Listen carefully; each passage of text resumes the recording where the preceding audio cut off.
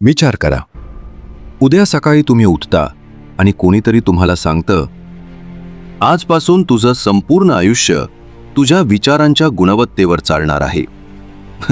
पहिल्या क्षणी कदाचित तुम्ही हसाल, पण जर मी तुम्हाला सांगितलं की हे आधीपासूनच घडत आहे, तुमचं बँक बॅलन्स, तुमचा आत्मविश्वास, तुमचे नातेसंबंध, तुमचं यश, यापैकी एकही गोष्ट नशिबाने सुरू होत नाही, ती सुरू होते एका विचाराने. प्रश्न हा नाही की तुम्ही दिवसभर विचार करता की नाही. प्रश्न हा आहे, तुमचे विचार तुम्हाला घडवत आहेत की हळूहळू मोडत आहेत.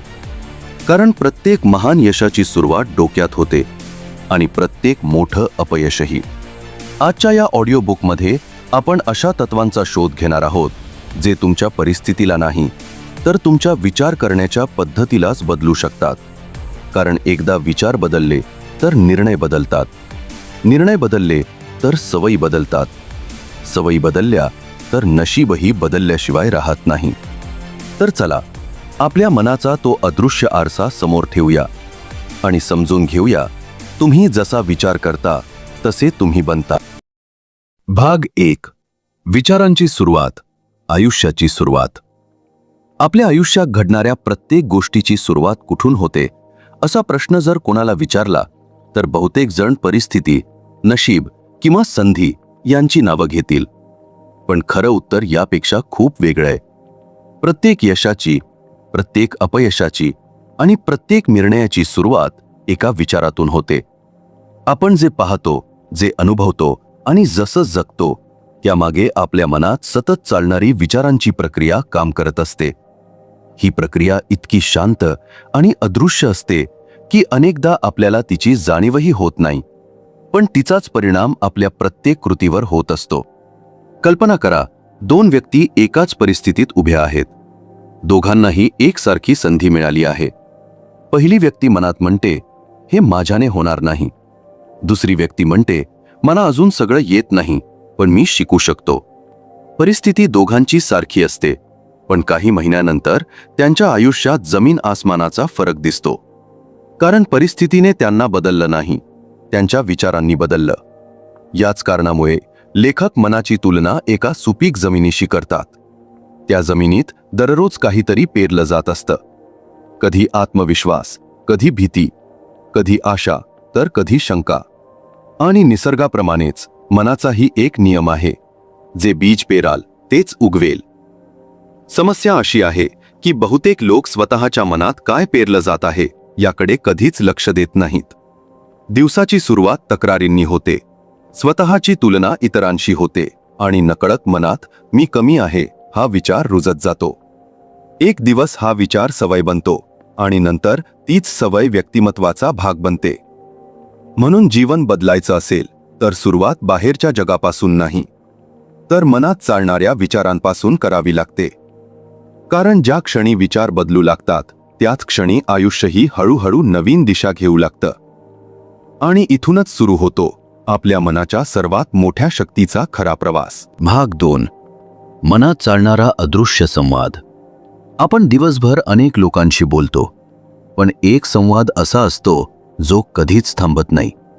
तो म्हणजे स्वतःशी चालणारा संवाद.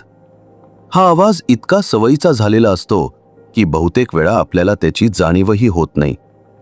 तरीही आपल्या प्रत्येक निर्णयावर त्याचा प्रभाव पडत असतो. जेव्हा एखादं नवीन आव्हान समोर येतं तेव्हा बाहेरचं जग आपल्याला थांबवत नाही. सर्वात आधी आपलंच मन आपल्याला प्रश्न विचारायला लागतं. मी हे करू शकेन का? जर अपयश आलं तर? लोक काय म्हणतील? अशा विचारांची साखळी काही क्षणात तयार होते आणि अनेकदा निर्णय घेण्यापूर्वीच आपली ऊर्जा संपून जाते. मनाची ही सवय एका दिवसात तयार झालेली नसते. अनेक वर्षांच्या अनुभवातून, भीतीतून आणि स्वतःबद्दल तयार झालेल्या समजुतीतून ती घडलेली असते. म्हणूनच विचार बदलण्याची प्रक्रिया म्हणजे फक्त सकारात्मक वाक्य बोलण्याची गोष्ट नाही. ती स्वतःबद्दल तयार झालेल्या जुन्या विश्वासांकडे नव्या नजरेने पाहण्याची प्रक्रिया आहे.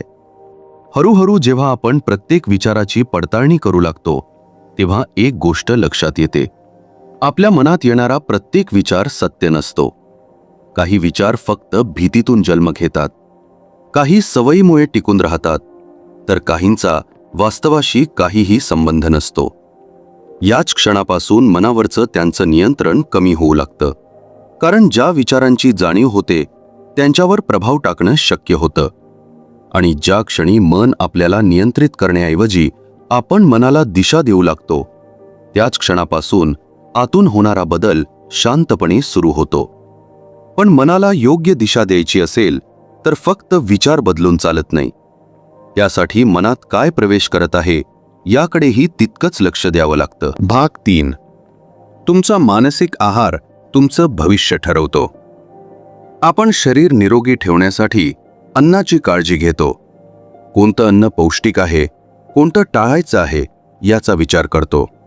कारण आपल्याला माहीत असतं की चुकीचा आहार शरीरावर परिणाम करतो. पण याच तत्वाचा एक महत्त्वाचा भाग आपण अनेकदा विसरतो. तो म्हणजे मनाचाही एक आहार असतो.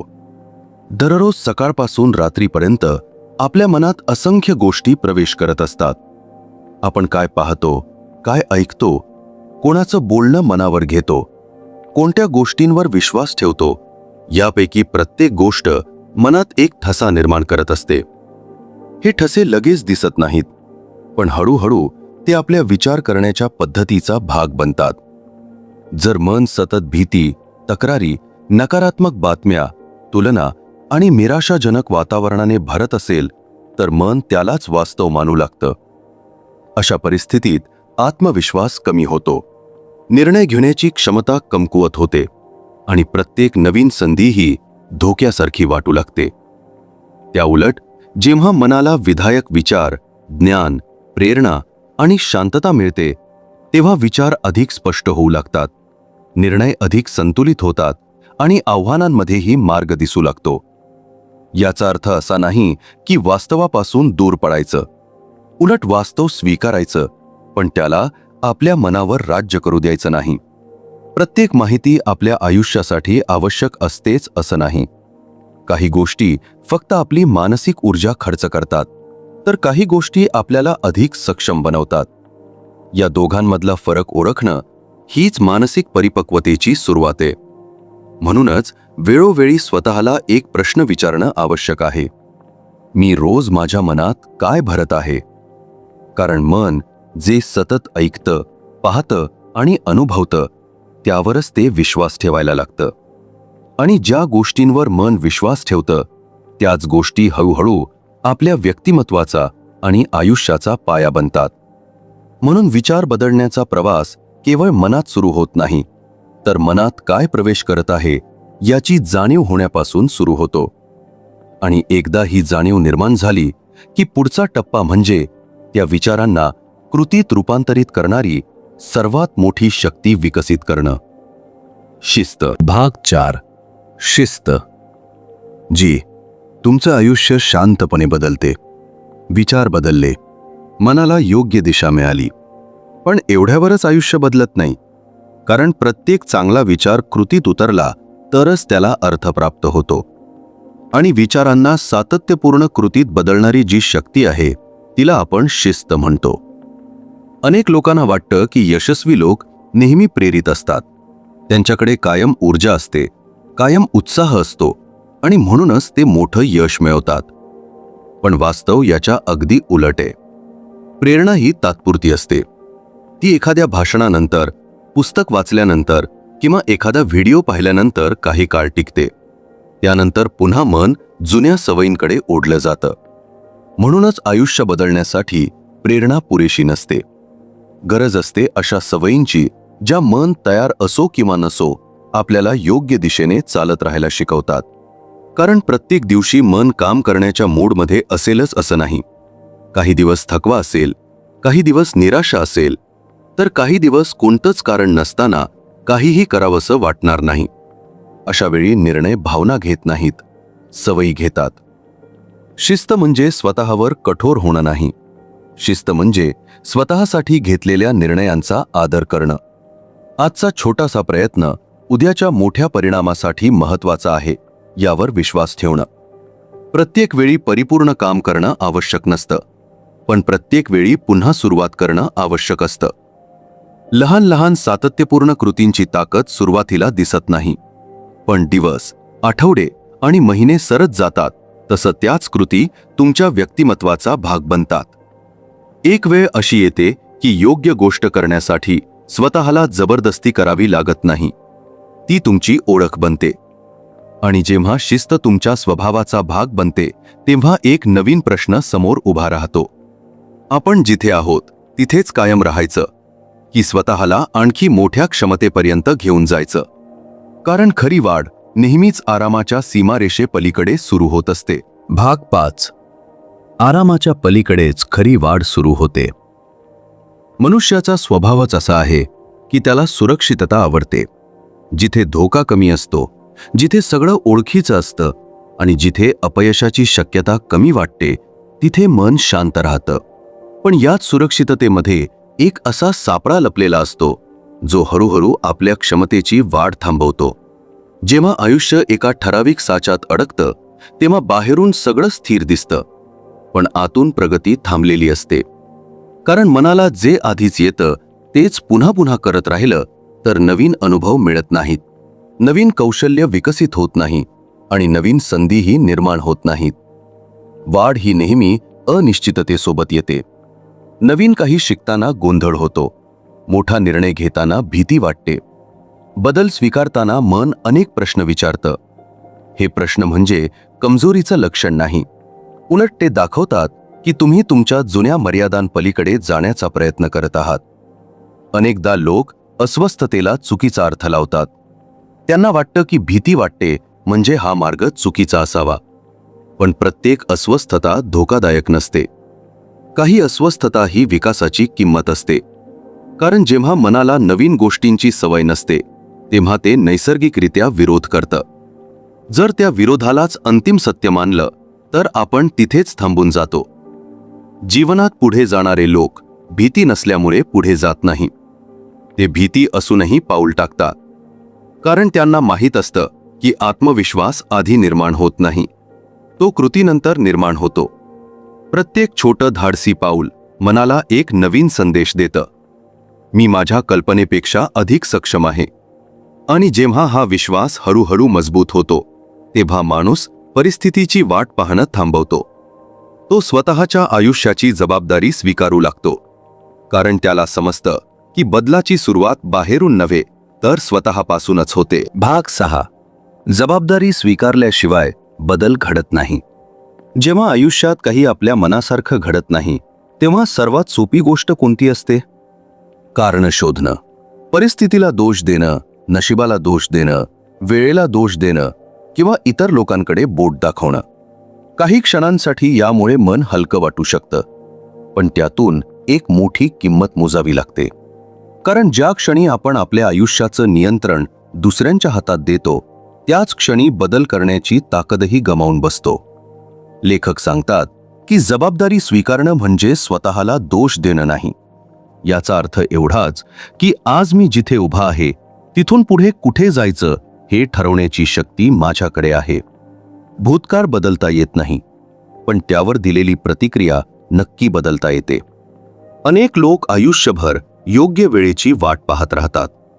त्यांना वाटतं की परिस्थिती सुधारली, लोकांचा पाठिंबा मिळाला किंवा सर्व काही अनुकूल झालं तरच ते सुरुवात करतील. पण वास्तवात अशी परिपूर्ण वेळ कधीच येत नाही.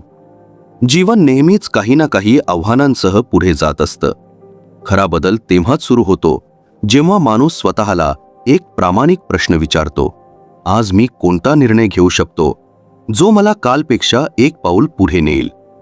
हा प्रश्न लक्ष्य समस्यांकडून उपायांकडे वळवतो आणि उपाय शोधण्याची सवय लागली की मन हळूहळू अधिक मजबूत, अधिक शांत आणि अधिक सक्षम बनतं.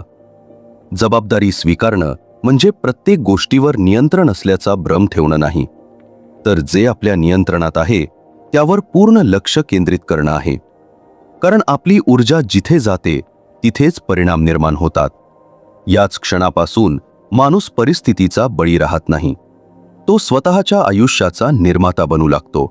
आणि जेव्हा ही जाणीव मनात खोलवर रुजते तेव्हा विचारांची दिशा बदलते. भीतीची जागा शक्यता घेते आणि कमतरतेची जागा समृद्धीचा दृष्टिकोन घेऊ लागतो. भाग 7. कमतरतेच्या विचारातून समृद्धीच्या विचारांकडे जगाकडे पाहण्याच्या प्रत्येक व्यक्तीच्या नजरेत एक वेगळा दृष्टिकोन असतो. काही लोकांना प्रत्येक ठिकाणी अडचणी दिसतात, तर काहींना त्याच परिस्थितीत संधी दिसतात. फरक परिस्थितीमध्ये नसतो, तर त्या परिस्थितीकडे पाहण्याच्या विचारांमध्ये असतो. जेव्हा मन सतत कमतरतेच्या विचारांनी भरलेलं असतं, तेव्हा प्रत्येक निर्णयामागे भीती लपलेली असते.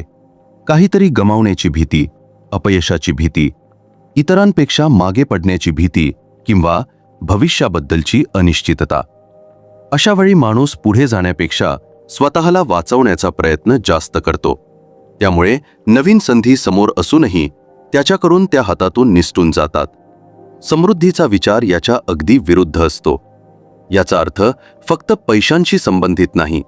समृद्धी म्हणजे मनाची अशी अवस्था जिथे माणूस विश्वास ठेवतो की शिकण्यासाठी, वाढण्यासाठी आणि मूल्य निर्माण करण्यासाठी नेहमीच नवीन संधी उपलब्ध असतात. प्रत्येक अनुभव काहीतरी शिकवतो आणि प्रत्येक अडथळा काहीतरी नवीन समजून घेण्याची संधी देतो. जेव्हा हा दृष्टिकोन तयार होतो, तेव्हा तुलना हळूहळू कमी होऊ लागते. कारण लक्ष इतरांकडे नसून स्वतःच्या प्रगतीकडे वळतं. प्रत्येक दिवस कालपेक्षा थोडं अधिक शिकण्याचा, थोडं अधिक समजून घेण्याचा आणि थोडं अधिक चांगलं बनण्याचा प्रयत्न बनतो. हळूहळू मनाला एक महत्त्वाची गोष्ट समजू लागते. जीवनात मिळणाऱ्या सर्वात मोठ्या संधी अनेकदा समस्यांच्या रूपात येतात. जर आपण फक्त अडचण पाहिली तर संधी दिसणार नाही.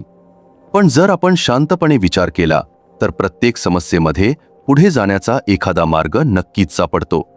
अशा प्रकारे विचारांची दिशा बदलू लागली की आयुष्याकडे पाहण्याची नजरही बदलते. आणि जेव्हा नजर बदलते तेव्हा त्याच जगात राहूनही अनुभव पूर्णपणे वेगळा होतो. कारण शेवटी वास्तवापेक्षा अधिक शक्तिशाली असते त्याकडे पाहण्याची तुमची पद्धत. भाग 8. विचारांपासून सवयी आणि सवयींपासून व्यक्तिमत्व. आतापर्यंत आपण पाहिलं की विचार आपल्या निर्णयांना दिशा देतात. निर्णय कृतींमध्ये बदलतात आणि कृतींना सातत्य मिळालं की त्या सवयी बनतात. पण या प्रक्रियेचा सर्वात महत्त्वाचा भाग अजून बाकी आहे. कारण सवयी फक्त आपलं दैनंदिन जीवन बदलत नाहीत, त्या आपलं संपूर्ण व्यक्तिमत्व घडवतात. कोणताही माणूस एका दिवसात यशस्वी किंवा अपयशी होत नाही. त्यामागे असतात शेकडो छोटे निर्णय जे दररोज शांतपणे घेतले जातात. सुरुवातीला हे निर्णय खूप छोटे वाटतात.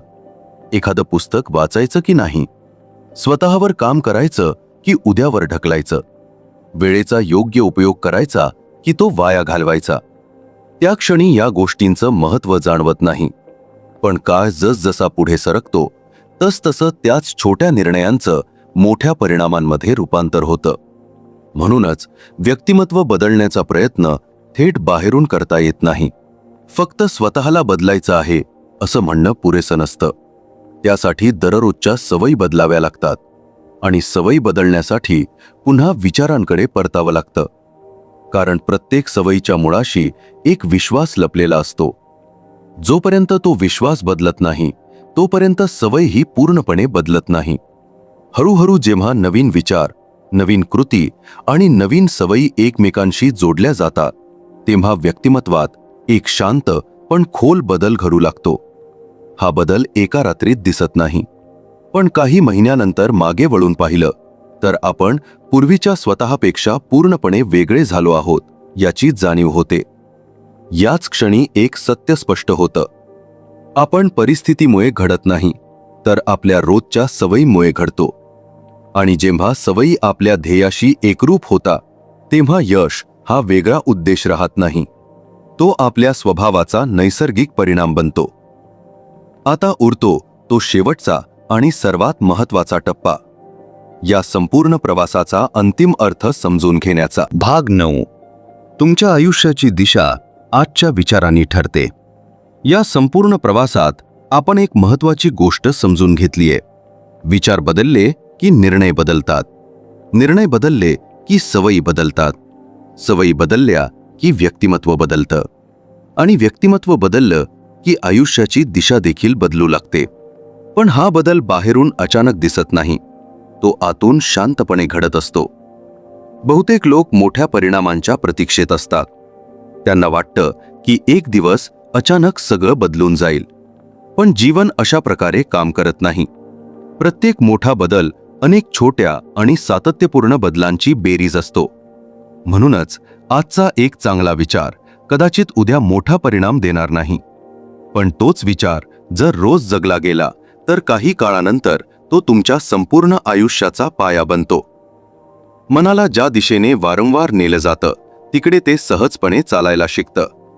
म्हणूनच विचारांवर नियंत्रण मिळवणं म्हणजे प्रत्येक नकारात्मक विचार दाबणं नव्हे, तर स्वतःला इतकं जागरूक बनवणं की कोणत्या विचारांना वाढू द्यायचं आणि कोणत्या विचारांना इथेच थांबवायचं हे आपण ठरवू शकू.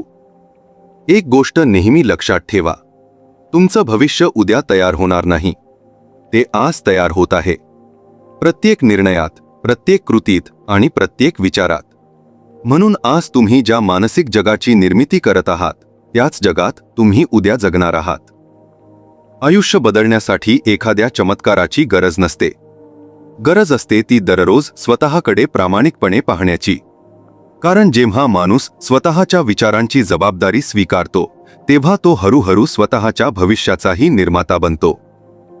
आणि याच ठिकाणी या पुस्तकाचा सर्वात गहन विचार आपल्यासमोर उभा राहतो.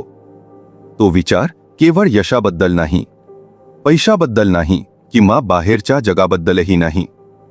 तो आहे स्वतःला ओळखण्याबद्दल. कारण शेवटी आपण जे सतत विचार करतो त्याचं प्रतिबिंब आपल्या संपूर्ण आयुष्यात दिसू लागतं. भाग 10. नवीन विचार, नवीन आयुष्य. या संपूर्ण प्रवासाच्या शेवटी येऊन एक गोष्ट अगदी स्पष्ट होते. आयुष्य बदलण्याचा सर्वात मोठा संघर्ष बाहेरच्या जगाशी नसतो, तो आपल्या स्वतःच्या मनाशी असतो. आपण ज्या विचारांना रोज जागा देतो, ज्या विश्वासांना सत्य मानतो आणि ज्या सवयींना पुन्हा पुन्हा जगतो, त्यांच्याच आधारावर आपलं भविष्य शांतपणे घडत असतं. या पुस्तकाने आपल्याला कोणताही जादूचा फॉर्म्युला दिलेला नाही. एका रात्रीत श्रीमंत होण्याचं, एका निर्णयात यशस्वी होण्याचं किंवा कोणताही शॉर्टकट दाखवलेला नाही. त्याऐवजी लेखक आपल्याला एका अशा सत्याकडे घेऊन जातात ज्याकडे आपण अनेकदा दुर्लक्ष करतो. ते सत्य म्हणजे प्रत्येक बाह्य बदलाची सुरुवात अंतर्मनातील बदलापासून होते. तुमच्या आयुष्यात आज जे काही आहे ते कायमच तसंच राहणार नाही. कारण परिस्थिती बदलते, वेळ बदलते आणि माणूसही बदलू शकतो. पण हा बदल आपोआप घडत नाही. तो तेव्हाच घडतो जेव्हा आपण स्वतःच्या विचारांची निवड जाणीवपूर्वक करायला सुरुवात करतो. कदाचित उद्याही काही अडचणी येतील, काही योजना अपूर्ण राहतील, काही गोष्टी आपल्या मनासारख्या घडणार नाहीत. पण आता फरक एवढाच असेल की त्या परिस्थितीत तुमच्या विचारांवर नियंत्रण ठेवणार नाहीत. उलट तुमचे विचार त्या परिस्थितीला कोणत्या नजरेने पाहायचं हे ठरवतील. आणि हाच या संपूर्ण ऑडिओ बुकचा सर्वात मोठा उद्देश आहे. तुमच्या आयुष्यातील प्रत्येक निर्णयापूर्वी, प्रत्येक नवीन सुरुवातीपूर्वी आणि प्रत्येक कठीण क्षणात तुम्ही स्वतःला एकच प्रश्न विचारावा, मी आत्ता कोणता विचार निवडत आहे? कारण तुमच्या आयुष्याचा पुढचा अध्याय वेळ लिहिणार नाही, परिस्थितीही लिहिणार नाही, तो लिहिणार आहे तुमचे विचार. आणि म्हणूनच तुम्ही जसा विचार करता तसेच तुम्ही बनता. आणि मित्रांनो, इथेच आजचा आपला ऑडिओ बुक सारांश संपतो. जर या पुस्तकातील विचारांनी तुम्हाला स्वतःकडे एका नव्या नजरेने पाहायला भाग पाडलं असेल, जर या प्रवासातला एक तरी विचार तुमच्या मनाला स्पर्श करून गेला असेल, तर समजा या सारांशाचा उद्देश पूर्ण झाला.